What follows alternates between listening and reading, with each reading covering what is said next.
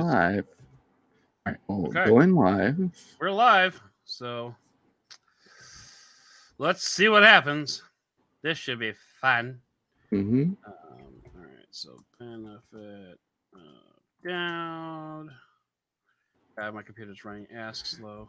October wrap up. Oh yeah, that's a good name. I should use that. Mm-hmm.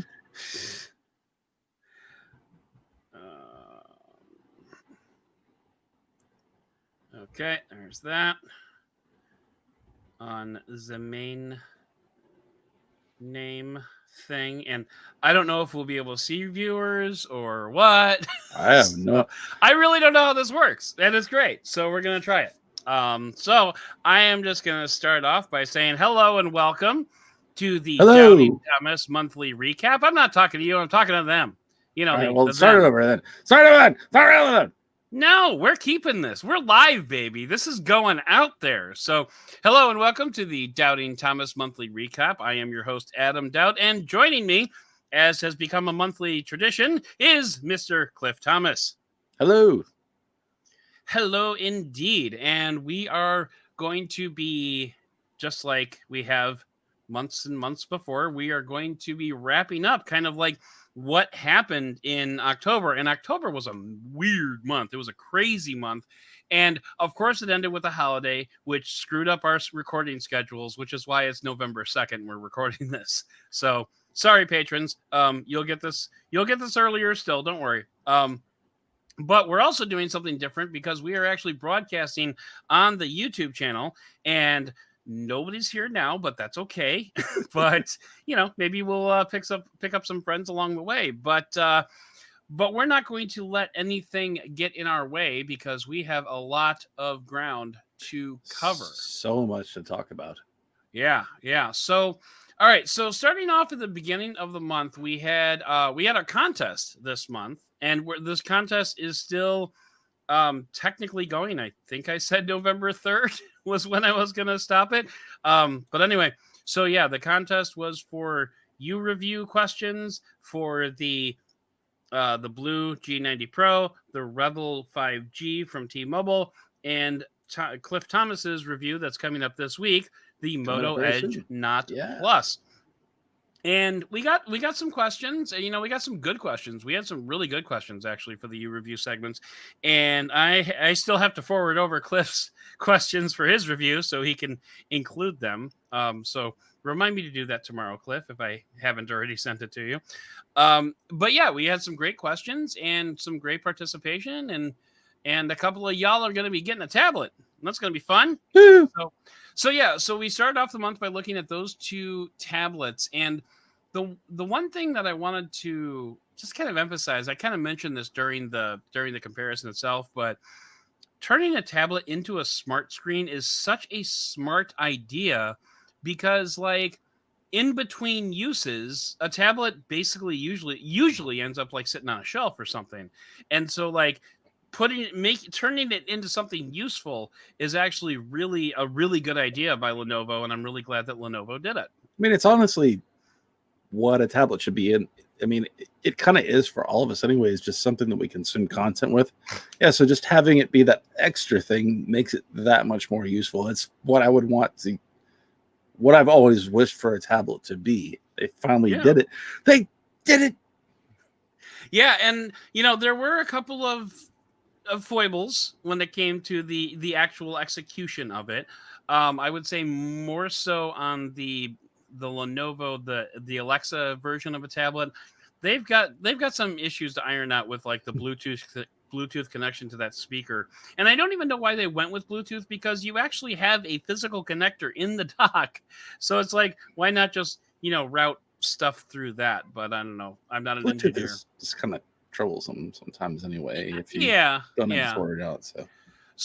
But I mean, like, for the most part, like if everything works the way it should, it's a really solid idea. And actually, like, the Amazon implementation of the smart screen is arguably better than the Google implementation, and that's only because the Amazon implementation basically is a carbon copy of an Echo Show or a Fire tablet with the HD docks. So like Amazon already had a really good idea of what to do with this, and Lenovo's just like, okay, yeah, we'll use that. And whereas the Google implementation, I think Google's still trying to figure that out. So I think, yeah. And So it's not like one of the Google Nest home okay, experiences. so I don't have a Nest Home Hub or anything like that. The only smart screen that I have, appropriately enough, is the first gen Lenovo smart screen, and it does not behave like that entirely. It has kind of a newer interface to it that allows you to do like some home controls, smart home controls, and stuff like that. But and it can do like the picture scrolling thing, but I don't know. I don't know what else really I'm looking for in that, and I think that's Google's problem. Is I don't think Google really knows what else they're looking for in that. Like, I don't think Google realizes like what's missing, and so that's Well, if it's not the actual Google Home interface, and it's something that Lenovo's actually implemented themselves, and it's not it doesn't have like the I mean, I'm guessing it's the same thing that they would do with Amazon's thing, where it's got the weather and the kind of things, and you can program it to do those kind of things. I will say I have two Google Home screen products in my house, and I find them extremely useful, but I don't know that that's the same implementation. I'm going to try to bring this over so the camera can see it. While staying in the dock. This is going to be challenging on multiple levels. But so like what we got here is, we've got this, it says good night. That's nice. And then it has like your notifications for the tablet. Like, that's not the same at all. Oh, it's not. And then there's like smart home controls down here. Like you can turn off the downstairs lights and stuff like that. I'm not going to do that because we're kind of live. Don't mess with your kids. That would be bad. Right. But anyway, so yeah, it's like it's different, and I think it's Google. I don't think that's something Lenovo came up with. I'm pretty sure that's something Google came up with, because I think Google's like calling it, is it like ambient display, something like that? Google has a name. Oh, I know what you're talking about. Yeah, it's Dream something. Yeah, Google has a name for it. It's what happens with their with Pixel phones when it goes, or I guess technically it's actually built into Android when it goes on a dock. Yeah, it's right. that. Yeah, I forget what it's called, but yeah. There is a name for it. Whatever it is, that's what. Like what happens with that you can implement when like a Pixel goes on a Qi charger, especially with like I don't even know if it happens with a Qi charger. I know it happens with Google's like proprietary Qi charger that you can buy for a Nest. It's that you or for a Pixel that you can implement. Yeah, I was gonna say, the only Pixel I have is the 4A, so it doesn't have Qi charging, of course. But yeah, it's something in that vein. But I mean, like even that would suggest once again, because all things Android were designed phone first, tablet second, right? And that's why I think Amazon has a leg up on this, because Amazon's designing everything for tablet first, because they don't have a phone, because they tried it and it was terrible. It kind of burned down like a fire. Can I just say, I'm kind of sad that I missed the opportunity to get a Fire phone when it was like, I want to say they were selling it for like $160, and it was a total fire sale, but it was a fire sale for fires, and it was like $160, but you also got a year's worth of Amazon Prime with it. So like the net cost of the phone was $60, and like I couldn't quite pull the trigger on it, and I'm a little sad about that. But anyway, do you feel like just really quick, this is like hypothetical, do you feel like there's a space now for an Amazon phone if they did it differently? Like, not if they're missing Google still. I mean that's the big thing. I mean, they're not missing Google in terms of like I know that you can actually access YouTube and things like that now, but they still wouldn't have the Play Store. So they're kind of they would be like a Huawei.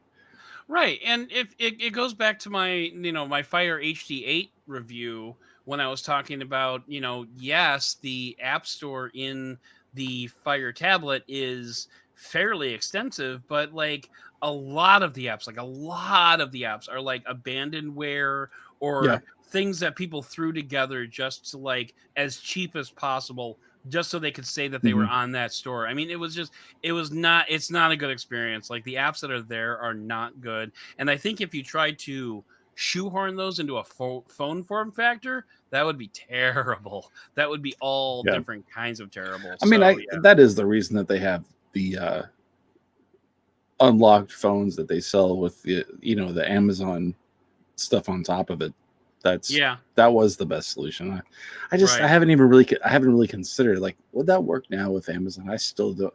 There's no reason to. No, there really Yeah. isn't.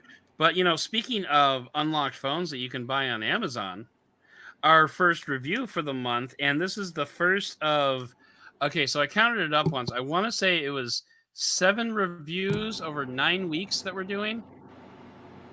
I'm gonna double check that. Your fan just kicked on.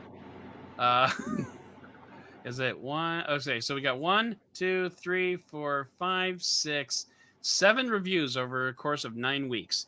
And Review this one, Storm 2020. yeah, and this one was the first one. This is the Blue G90 Pro, which is a gaming phone from Blue.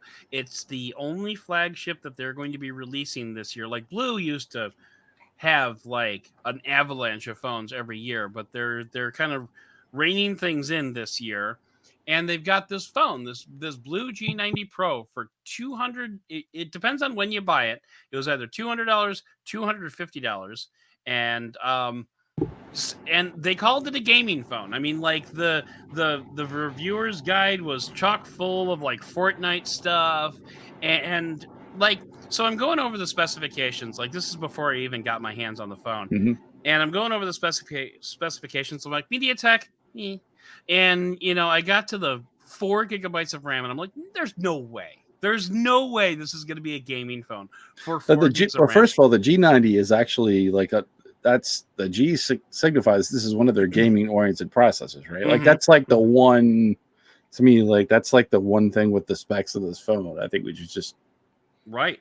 make that known. I mean, that being said, though, like I couldn't get past that 4 gigabytes of RAM hump, and sure enough, I mean, this phone took everything that I threw at it. And I was like, like I had my son playing Fortnite on it because I can't play Fortnite. I play Fortnite like butt. So, I was doing, Call of Duty Mobile, Asphalt 9, any big game that I could think of. And, I threw it at this phone, and this phone is just like, yeah, okay, what else you got? And like the cameras are terrible. And like, this was the last phone that I reviewed before I did the revamped photo taking, protocol, if you want to call it that. Like it's a spreadsheet. Don't worry, it's really boring. Anyway, but this is the last phone that I did before I switched over to that system, and I mainly didn't switch this phone over to that system because I knew it was a Blue gaming phone, and like I was not expecting. Set the expectations high, Adam. Right. Yeah, but the great thing about it is this phone is a gaming phone, and it is a phone that you can game with. Like, and that's. So I have a question real quick. So yeah, you absolutely. not to reveal too much, but you've used some other 765 Snapdragon 765 phones since then, and to me, like I think where you really would see the difference with the 765 is with the GPU compared to like a Snapdragon 865. So, what was your experience relative to the 765 base phones? This phone definitely performs better in terms of like gaming and performance. And I think with the Snap 765, because we've done the Velvet. We've done the Rebel 5G, which I actually think that might have a 765G in it. Yeah, it does. I think you're right. And I've got the TCL 10 5G, which I think also has the 765G in it. And I've got the Wing, the LG Wing, which has the Snapdragon 765, not G, I believe. Spoiler alert. Yeah, right. And well, no, they already know. And actually, I'm going to be putting the unboxing video up on YouTube pretty soon anyway. So anyway,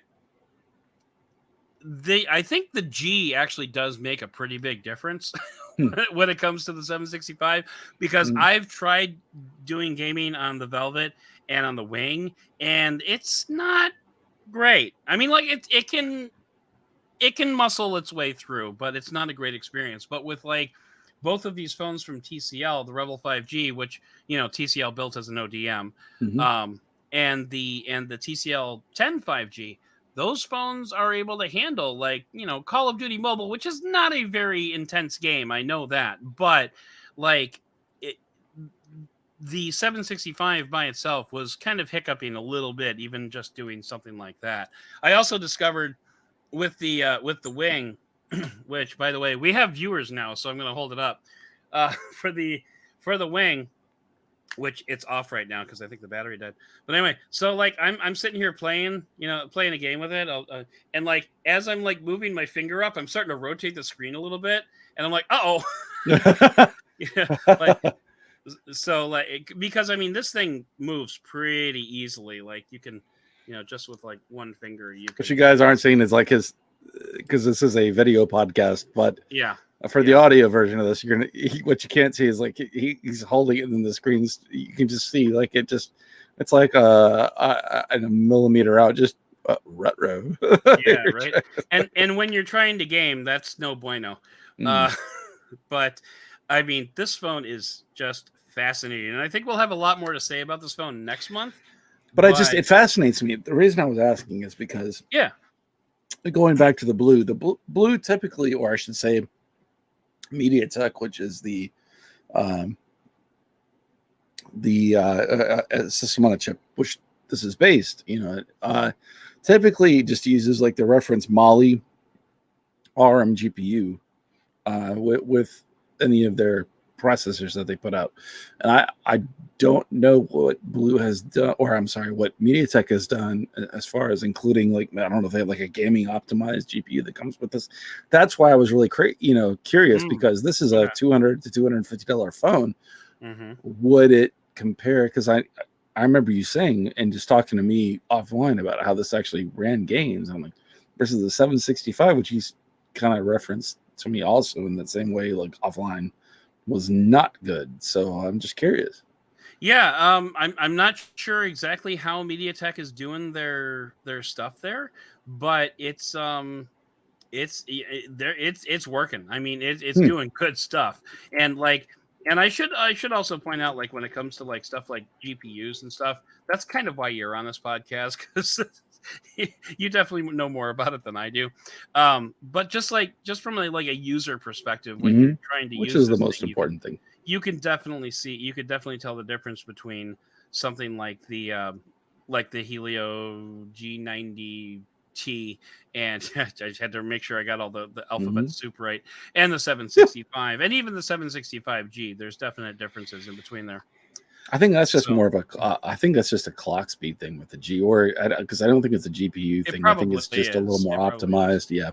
Yeah. But and actually, speaking of which, I should look this up because I do not. Because if we're going to transfer on over to the Rebel 5G, then we should know what what the hell we're talking about here, right? So so the next review coming up after the G90 after the G90 Pro was the T-Mobile Rebel 5G, and hat tip to the folks at T-Mobile, and I should actually say hat tip to the folks at Blue for providing the review device for the G90 Pro, but hat tip to the folks at T-Mobile for sending on over the Rebel 5G. I was really fascinated by this phone. By the way, standard 765, not 765G. I was really fascinated by this phone just because this was going to be like one of the first, budget mid-range phones. Like this is sub $400, and yes, the T-Mobile Mobile TCL. God, Many phones. The TCL 10 5G is also sub $400, and we actually learned about a new phone this week coming from LG, the K92 which is going to be a sub $400 phone from LG for AT&T. So like all three carriers, T-Mobile, Verizon, and AT&T, all have sub $400 5G capable phones. Now can we just say like the first part about that is it's nice to have sub $500 phones that are actually 5G capable. Like that's awesome. I think it's nice to have sub $400 phones that are like kind of decent, like kind of like I'm not going to douse my drawers at the thought of a Rebel 5G, but like the processor keeps up with what you needed to do. Like I said, I was doing some gaming on the phone. 765, right? That's the 765. And there's enough memory in there, enough RAM in there to keep you going. And the cameras are not awesome, but surprisingly decent. Like you can take some really decent photos with this thing. And this was the first phone that I was using my brand new fancy spreadsheet to to look at, to examine the camera. And I think, like, first of all, I love the fact that I love the fact that I did a completely lost my train of thought. This is going to go on the cutting room floor for the audio part. Yes. I love the fact. What do I love? What do I love? Tacos. I do love tacos. That is for sure. But anyway, so moral of the story is this is a very decent phone, and I think like anybody would be perfectly fine picking this up and actually, making a thing out of it. I do love the Cubs, although they've been kind of pissing me off recently. So, but anyway, no, like, so it turns out it's a surprisingly decent phone for not a whole hell of a lot of money. And I think what's really beautiful about this, I'm going to get choked up. We're at a time where you can drop. I mean, if you're spending more than like,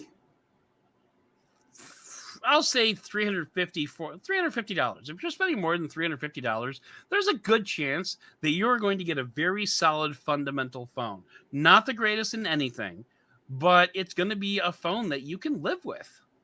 And that's pretty amazing. And if I take anything else away from the Rebel 5G review, it's that I was not unhappy using this phone for a couple of weeks. And well, really, I think you can just, if you look back, I think you referenced in previous podcasts, maybe the last couple, that, we've reviewed a few TCL devices, and this is the ODM for this device that we're talking about. It has a great screen, and that I'm actually curious to see what the software side of it is, because I do not know, but typically they give you a lot of value for the money, so I'm not surprised by that at all. Yeah. Oh, nice! Absolutely, you like that? Yeah, I do. Like what you're not seeing if you're here on the audio is that Adam is now, for some reason, wearing a TCL face mask. Yeah. Well, I just wanted to shill for the company for our couple of viewers that came on. Oh, you know what? Wow, this phone screen is really dirty. I should wipe that off. Also, a TCL microfiber screen. Yep. Good times. I love the swag that comes with reviewers kits. That is nice. Now you can just put your phone in the phone soap that you received with your LG Velvet. Yeah, I could review device. I'm not going to, but I could. And you know what? I got the I got a reviewer's kit. I talked about this on Twitter a while ago, but that there was an unidentified jar of something in the reviewer's kit, and so I picked it up and I went to open it, and blue paint spilled out, and I'm just like, oh God, why would you send paint and not tell you that it's paint in the jar? Was it slime? No, it was paint. Oh, it was really paint. Yes, it was actual paint. So it's kind of a long story. I don't want to name names because I kind of wrote really bad reviews about what they sent me. So I don't want to throw them even further under the bus. But anyway, so yeah, the reviewers kits can be a mixed blessing at times. But LG and TCL nailed it absolutely nailed it. In fact, I would show you the video brochure from the LG, from the Wing Reviewers Kit. I think I, I sent you the link for Juan Bagnell's unboxing. I don't know if you ever had a chance to watch that, but it's just really cool because it's like one of those birthday cards. You open it up and it starts playing music. Well, this one plays a video, and so it is. it's really neat. I'll tell you, being on the other side of it, it's really interesting. Like being on as a graphic designer, getting to create some of that kind of stuff. Like when you do media kit kind of stuff to Oh yeah. when the budget is there to actually do some outside of the box kind of stuff, and you get to create some of that stuff. You get to do some really fun stuff. So I work for a high-end resort, and we've done some really cool stuff where we because we have a print shop at the place that I work for, but there's a lot of things we can't do, which is a high-end kind of stuff, and so we contract with somebody, and I get like if it's in a box, for example, you get the I guess you call it like a blueprint, but it's like the thing that maps out the box, so I get everything there. Yeah, and I haven't gotten to do anything like a video kind of thing like you got with the LG Wing, but yeah, when you get to do those special kind of things, I mean, it really does. I will say 6 months from now, you probably will remember some of those things that you get because it creates a memory in the mind of and it's not even so much about the review. I mean, it doesn't affect, you would hope, the review opinion, but just in terms of your memory of the PR company and what you receive. It's just like some companies do such an amazing job. Like so anyway. it's fun. Sorry, just a little inside baseball. That stuff fine. is really fun. Yeah. That's fine. But if you did watch that link from Juan Carlos Bagnell, then that would be an amazing segue to talk about the next thing that we had this month, which was my interview with Juan Carlos Bagnell. Yes. Now, so that was a really fascinating talk because that was like one of those where I kind of went into it like, I'm a moron. I have no idea what the hell I'm talking about. So I'm just going to let you be super smart about all of this. And then, I'll just pipe in the occasional joke or stupid comment every now and then. And it worked out very well. So we originally had the conversation back in June. It was right when all the BLM stuff was starting to blow up a little bit. So like it was a very politically charged time. And I would say arguably maybe more so than right now, the day before Election Day. So we'll see. But anyway, don't forget to vote. By the way, I got through the entire podcast. I like to point this out. I got through Sunday's entire podcast without reminding people to go vote. So I was kind of proud of myself.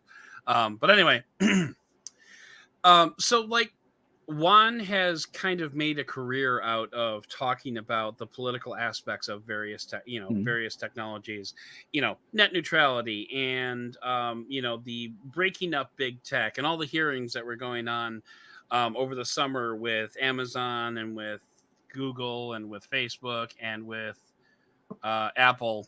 And so like he was the first person that like I even thought of. Like I'm like, we should talk about this, and I should ask Juan, what's going on. And so like one of the biggest takeaways that I had from that was really, I think a lot of us are doing politics wrong because a lot of us are really focused on the national stage when really the stuff that's going to affect you and me is happening in the courthouse down the street.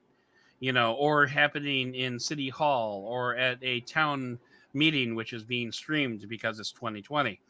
So like, that's like a lot of the stuff that like, I think a lot of people like kind of get a little bored about. Like, it is honestly the thing that it like you're saying that affects you as a citizen the most. And it's easy because, the stuff that we see on TV, all the political ads. I mean, we do see the even the state stuff a lot during this time of the year, and obviously I don't want to say that your vote doesn't count, but yeah, the stuff that's whether it's citywide or even just in your region, affects you a lot more in terms of your day-to-day kind of stuff. So it's very important, and really something we lose, especially when it comes to that every we're in that like 4-year cycle right now where we're voting for the top levels of the government, of the national government.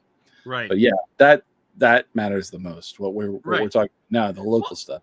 And because I mean, let's be perfectly honest. Regardless of who wins the presidential election, I really don't think that the lives of Cliff Thomas and Adam Dowd are going to be fundamentally changed all that much. It's just the stuff that makes most of us the most emotional, and Right. and we get the most charged about. But yeah, it affects us. That's the funny part. Unless we get sent to war, and you and I somehow get drafted, it affects us the least. Wow, if they start drafting us, they are scraping the bottom of the friggin' barrel. Let's get the fat guys. Yeah, let's send the fat battalion. There we go. So what does FAT stand for? Is it like fast acting troops? No, it's really just the fat guys. Okay. Here they come. Well, actually, they should have been here slowly. By now, but I think half of them collapsed when they ran. That guy's smoking while he's walking. So anyway, so the fat battalions are going to be marching. But yeah, I mean, like, because we had a school board election here like 2 years ago that I honestly didn't even know the names of the candidates. But like, both of my kids are in school, so it's like that's the type of stuff that I really should be paying attention to. And, I assume that we probably vote for a mayor at some point. I don't know. But yeah, I mean, it's really hard to get involved in that level because I think there's two reasons why. And the first is because it's a little boring. Like, because while the presidents are going to be arguing about, the best way to handle COVID relief. Right. Our respective mayoral candidates are going to be arguing about whether or not we should put in more speed bumps on Central Avenue. And I'll tell you, my town is so small that literally because I did the early submission voting by mail-in, and there was only one candidate for mayor. That's how small am I. Okay. And I wrote in not him. But and interestingly enough, not him. I am curious though. Like, do you get like the Mayor Daily like Chicago thing, or where you live? Is it because he lives in Chicago? I'm just curious. Well, no. We first of all, it's not Mayor Daily anymore. It hasn't. I know, but you know what I mean. Yeah. Is it Chicago or is it like? No, we have our own. We have our own. I think we have a village president. I think that's who we have. Village president. I don't think we have a mayor. I want to be a village president. Yeah. But I mean, we do have like a village board and stuff like that. And like, I couldn't tell you, if my village president showed up at my door, I would probably not answer it because I wouldn't recognize them. Anyway, so that was like my biggest takeaway from like my conversation with Juan is like, you should really get involved in the local level. And like, I guess it's okay once every 4 years to argue with your uncles about who should be president. But like, really, the time in between that, really, you shouldn't. You really just, honestly, you really shouldn't even pay attention to it. But unfortunately, that is not the world we live in. It's increasingly the world that I live in because I got off of Facebook. So that helps. But, I've still got Twitter. Here's what's interesting, though. The one thing that, if we're actually talking about the topic that we largely cover, which is like mobile devices and stuff like that, and tech in general, where the presidential stuff actually does affect us is things like who gets put into the FCC and that kind of stuff does matter, but it's only every 4 years if you're lucky. So, it's funny, like before our current president, like the person that was in charge, it's funny because, and I won't go too long with this, but, people. That's good because you're on the clock. People get very concerned about, has the person been a lobbyist? And actually the person that was in charge, I guess it was the FCC before the current administration, was a lobbyist. And before that, he had actually been with Time Warner, I think. But Yeah, before, sounds right. You're talking yeah, about but he ended up being like a really good you're talking about Tom Wheeler, right? Tom Wheeler. Exactly. Yeah, Yeah. yeah, yeah. You know, Whereas like getting like voting on the side of net neutrality and stuff like that. Mhm. So even you just don't know what's going to happen. You honestly Right. don't. Whereas Ajit Pai was actually born from Verizon. Like Verizon actually Right. gave birth to him. And Literally just created in a lab. Just yep. right. And then put him right into the FCC chair, which was really great. Now, to be fair, since net neutrality got overturned, and actually that was confirmed again, I think just the last couple of weeks, they had to vote to reconfirm.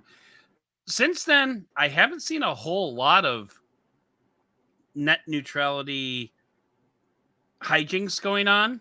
Oh, you got something going on with your video feed there. Weird.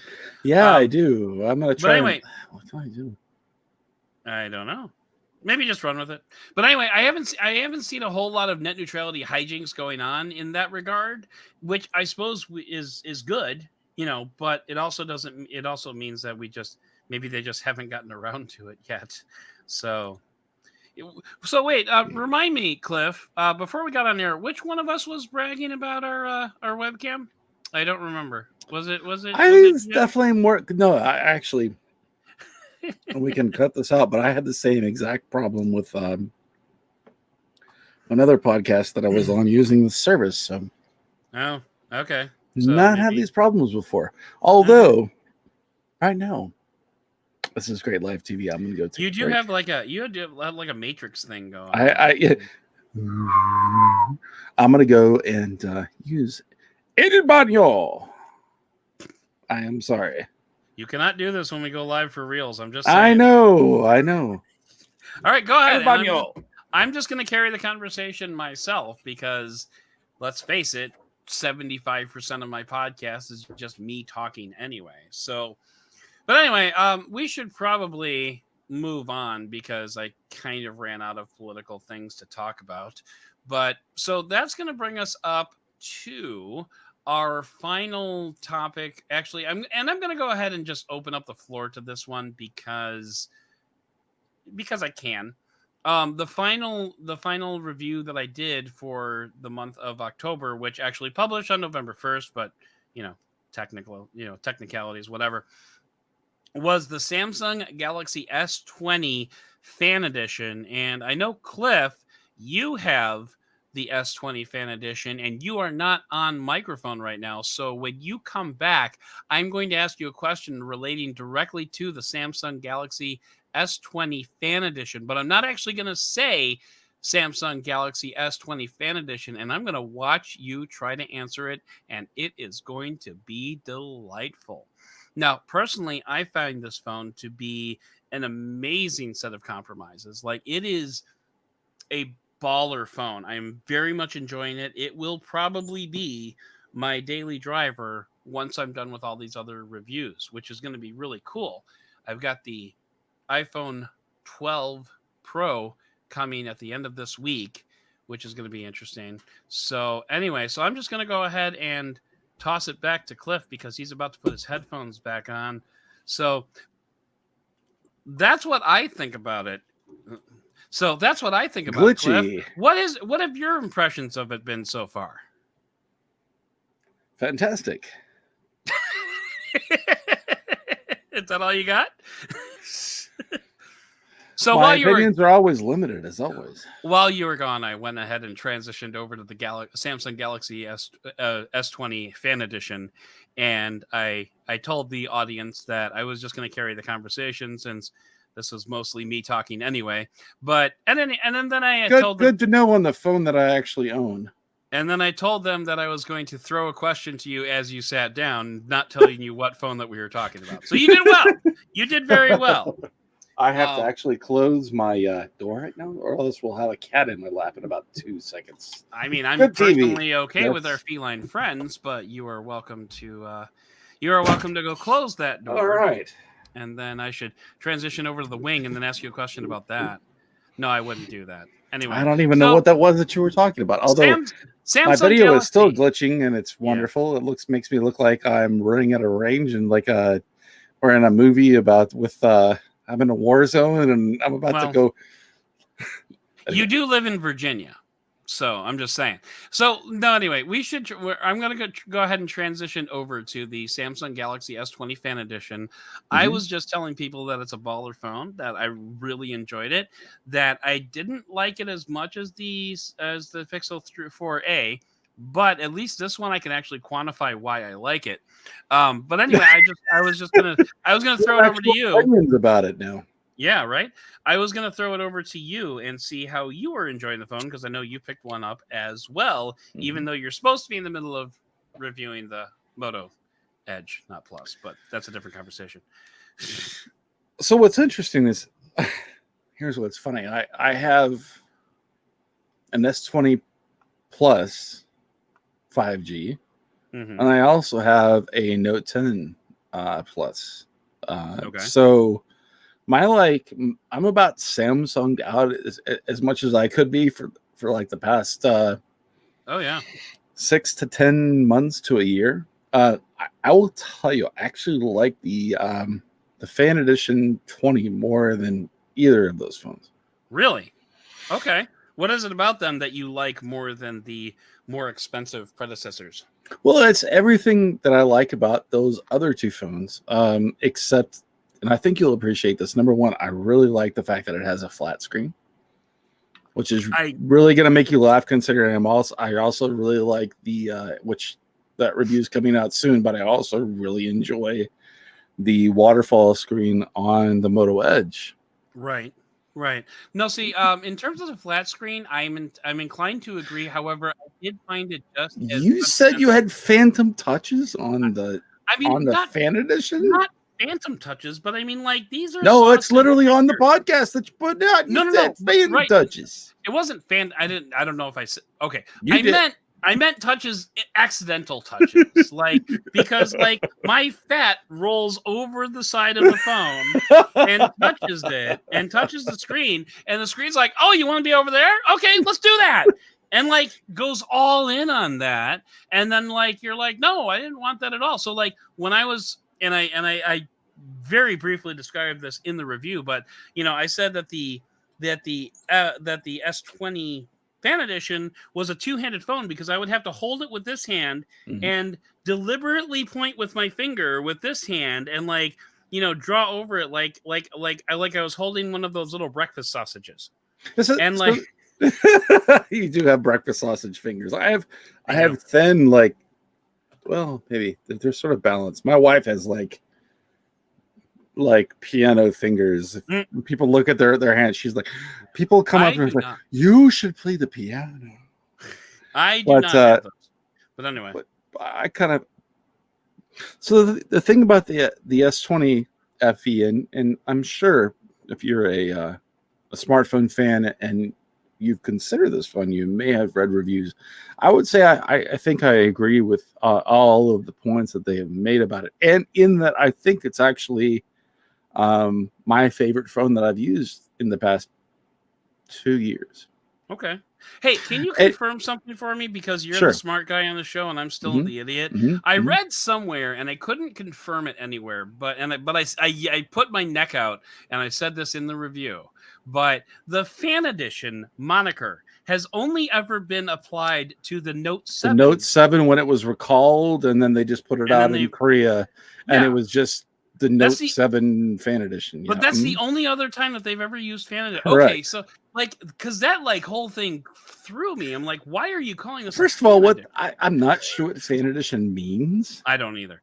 I'm not sure that they know what it means, because to me, and I think you said this in your review, to me this is like the S10e, Galaxy S10e. Yeah. Except that I don't think it's as hampered as the. I mean, it is in terms of like position wise. The difference is they still included the in-screen fingerprint reader. They included the higher refresh screen. There's a lot of things about it that I feel like they actually put more into this phone relative to the S10e in terms of the stuff that like fans want. I don't know what that Yeah, means. well, and the way Samsung positioned it was they said they put in all the features that the fans wanted and cut out all the rest of the stuff. I Right. would argue that fans probably wanted a periscope lens more than they wanted, you know, Mm-hmm. whatever. but No, but not for. I mean, if you look at this phone is retailing for $700, yeah, $699, but it's which actually is selling right now for $599 for a lot of was it? places. Well, and Um, I don't know if you heard this on the review, but T-Mobile is running a thing, and I don't know if they're still doing it. But if you switch over to T-Mobile and get 4 lines, they mhm. will give you 4 of these phones to use on those 4 lines, and that's amazing. That's like Well, an so here's what's so incredible funny deal. about it, right? Because Samsung actually has some really great like mid-range to like entry-level mid-range phones with the A51 and the Mm-hmm. A71. Mm-hmm. I would never buy one of those because, as an example, I traded in my S10, which this is sort of not what someone would have. But if you've got like just on Samsung.com, if you want like the unlimited, or I'm sorry, unlocked version, or even if you want like a carrier version, they still sell those on Samsung.com. Mm-hmm. And they were giving you crazy good trade-in deals on Samsung branded phones and like a Pixel. I got $500 for my S10.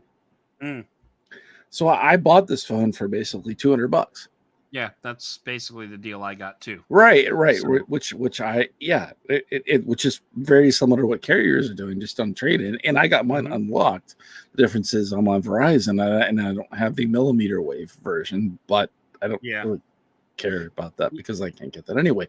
But point being, this is just I think this goes, circling back, it's just an incredible value for what you get. Mhm. I have some bones to pick with you though about your review. Uh-oh. And I know Okay. this is like it. No, and this is, some things are just your Now, experience is different than mine. before you pick bones, remember I did reserve the right to return to this phone later on because I get the feeling that as much as I talked about this phone, there's probably still more of a story here to tell. But anyway, go ahead. What's your No, bone? I mean, I'm specifically talking about it, and I have used multiple phones now that have high refresh rate Oh, screens, right? okay. Bring it on. No, that's Okay. fine because I know your old eyes are just done and they just can't see it. But I no, I kid, but honestly, like here's the thing, right? So my S20 plus 5G has the 120 hertz rate screen, Mhm. and then my Note 10 Plus has a 60 hertz screen. So even then, it's one of those things that's not. It's honestly just because you're talking about like two phones that are released basically back to back, and I can see it Mhm. then. It's just the smoothness of the refresh rate. I mean, it's so smooth in terms of the difference, and I can see it. And where I really see it is when those people that can't see the video, when Right. you start like moving your thumbs up and down on the screens, and you see the smoothness, and then when you kick it up, oh yeah, it's to me really Okay. visible and invisible to most people, but Okay. I do see that. But as I said in the review, but it's also a value thing. Do you value it? right. No, I don't. So what I was going to say was, and I said this in the review, I do see the difference. I just don't care. I like it's like, okay, But yeah, you also game on your phone. You would think that you would actually value that for that. I don't, because like I was, today I was switching back and forth interchangeably between the Galaxy S20 FE and the TCL 10 5G. And I Mhm. was I was playing Call of Duty Mobile on both of them, didn't Well, notice anything I either don't way. think that game takes advantage of Well, that's possible. refresh rate. That's It doesn't. I'm almost positive. Like to see it on the gaming side, you really have to have a game that's optimized for the refresh rate. So okay. there, you're not going to see it. And There's a I'm not good even chance like, I do and not I'm play those literally games. not the person who games on their phone. Like I do not do that at Right. all. There is a very good chance I do not play those games. So, and No, but it's that's a fine. fair point. That's a fair point. And I will definitely I can't imagine that it makes that much of a difference. So It does. okay, Not not so much. I don't care about, honestly. I could give a rat's patootie about the gaming, but okay. but in terms of just the animations, the things that it's that experience that it really does feel like the next generation, and especially because Apple didn't include it with the 12, which we may talk about later. Apple. Anyway. Hold on. Apple. Yeah. Okay. Apple. Yes. The Michael. No one will Apple. know what that means. Oh, okay. I'll take it out of post then.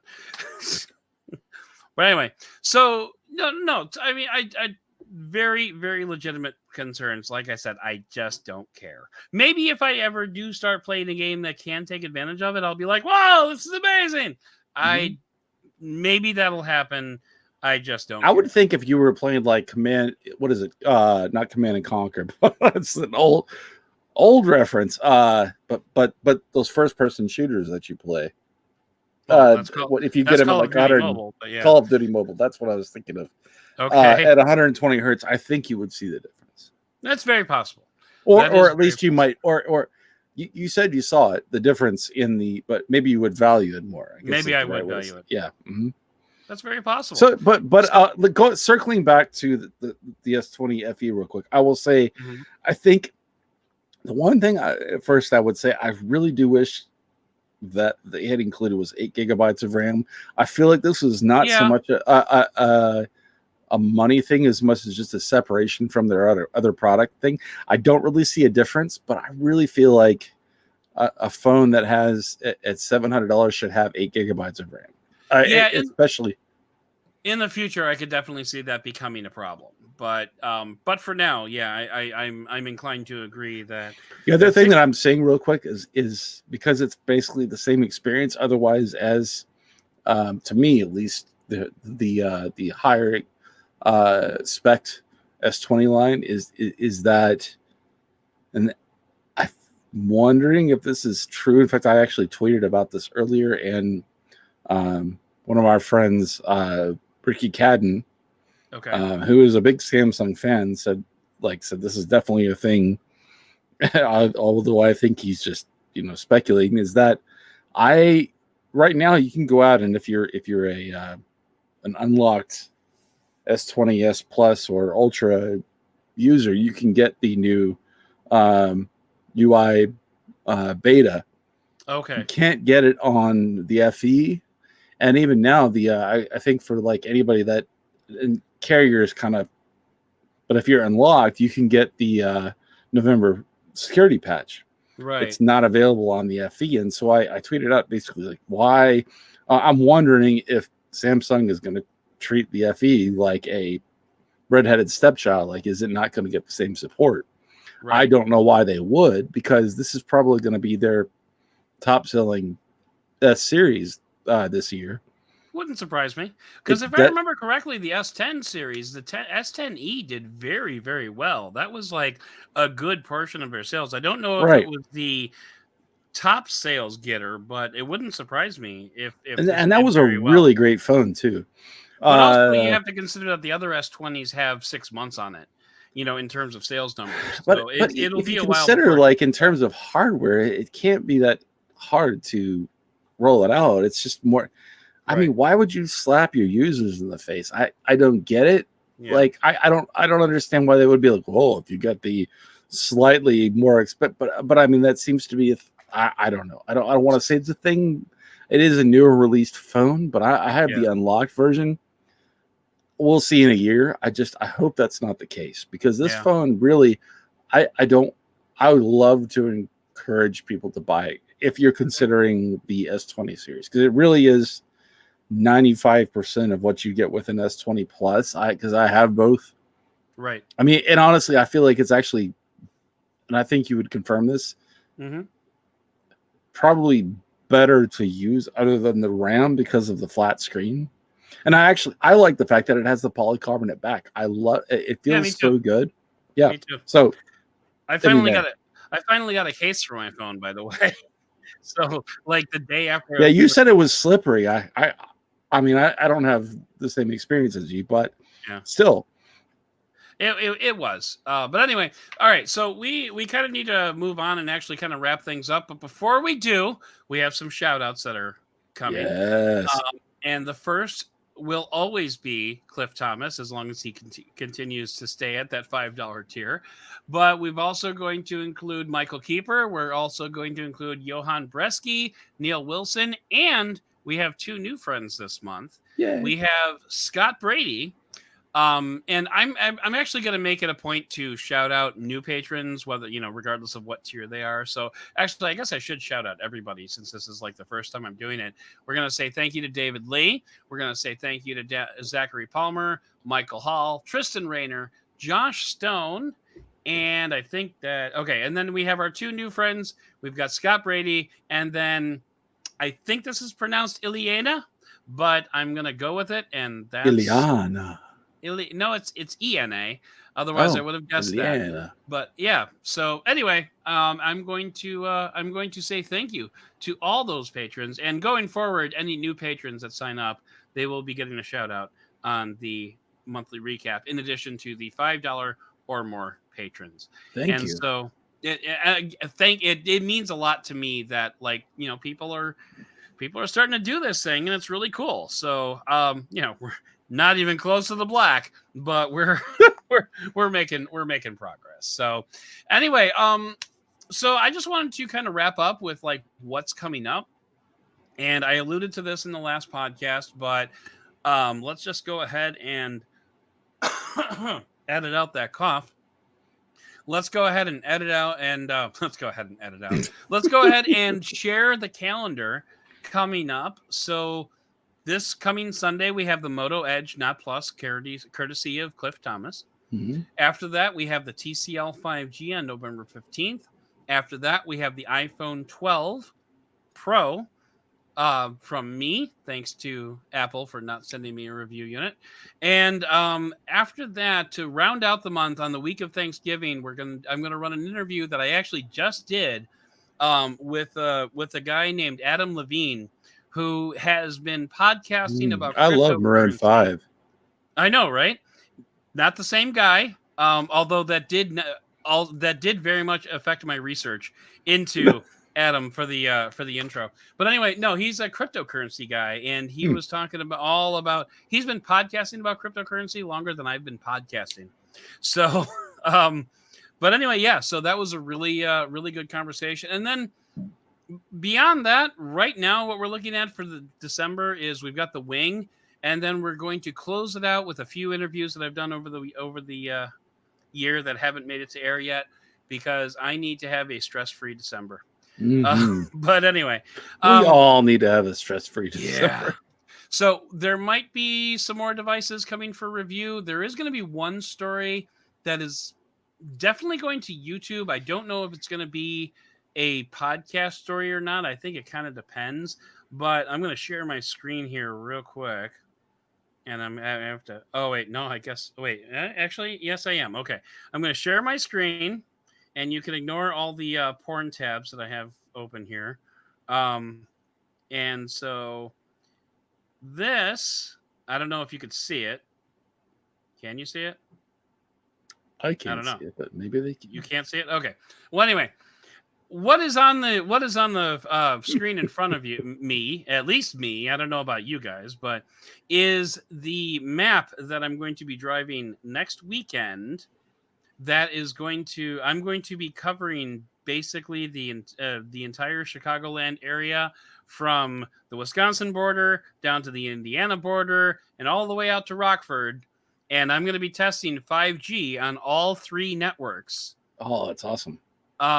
Because I have the Rebel 5G, I have the TCL 10 Pro, or I should say I have the T-Mobile Rebel 5G for T-Mobile, I have the TCL 10 Pro 5G UW for Verizon, and I also have the Velvet for AT&T. So, and all three of those are 5G capable phones. So I am going to be touring. Excuse me. I'm going to be touring the Chicagoland area for probably about 12 hours, running speed tests, downloading Netflix, I'm going to Wrigley Field. I'm going to the Sears Tower. I'm going all the way out to the boonies, and I'm going to Pornhub. No, that's not supposed to be on there. Sorry. No, I'm going to the home of Wayne's World, Aurora, Illinois. So it's going to be fun. It's going to be an interesting trip. I'm going to listen to a lot of podcasts that day. But I'm going to put together a video for it for the YouTube channel. I might do an audio version of it for the podcast. I'm not sure. It kind of depends. Hey, Bender Tube's here. Hi, Bender. Yeah. He's here just to watch us wrap up. But yeah, so that's what we got coming up. And this podcast is about to wrap up, but it's going to go out to patrons first. Thank you to all the people whose name I just read. And then it's going to go out to the general public. And it's going to go out to the general public as a YouTube video, although I think Cliff might give the epileptics in our audience a hard time there. Definitely like the early 2000s Pokemon vibes. Yeah, we're gonna have to figure that out before next month. But yeah, it's called new webcam.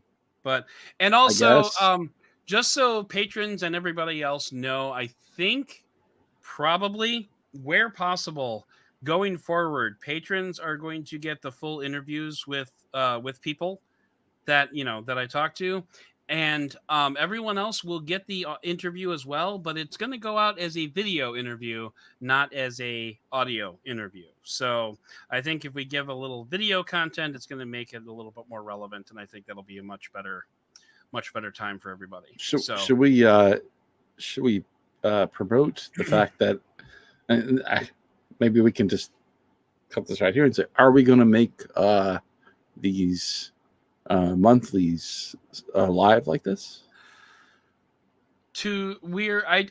No final decisions have been made, but given how it went today, it went pretty good. So, that's why I wasn't sharing the screen, because Chrome. Anyway, so yeah, today went okay. But I think what we're probably going to do is limit these live broadcasts to patrons, and then the Doubting Thomas monthly recap will go out as a video, and I think as an audio as well. So that way you can catch it on whichever platform you're more comfortable with. So, and if you want to watch Cliff doing his best glitchy Max Headroom impression, then you can come watch it on the video. Max Headroom. But otherwise, it'll still go out into the main podcast feed as well. So, all right, well, that's going to do it. I'm going to go ahead and wrap things up, and I'm going to say thank you to Cliff for joining me again on the Doubting Thomas monthly recap. And the name puns will just keep on coming, because we've got other ideas for series coming in the new year. As for me, my name is Adam Dowd, Dead Technology on Twitter. Cliff Thomas is Clifton M. Thomas on Twitter.